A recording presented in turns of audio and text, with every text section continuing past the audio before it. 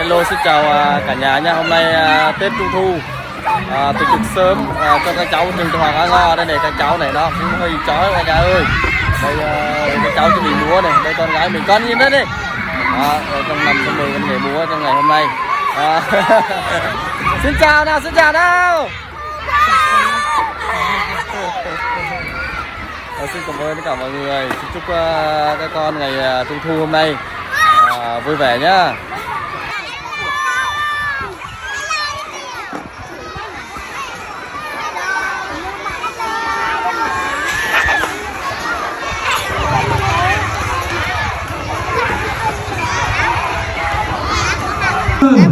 Đây ghi vào cái tư liệu của các lớp của những trường phái học sinh. Đưa thầy em đi trao cờ. Tôi xin vui, tôi ngồi lên trước để đưa phương lại cho toàn lớn dạy. Đây ghi tất cả các bộ phận của cơ.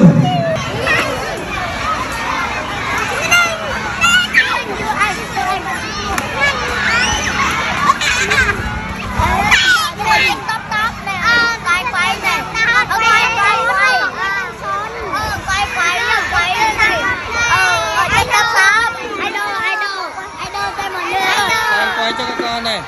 Idol này, idol. Đưa lên bàn này. Idol đấy đó.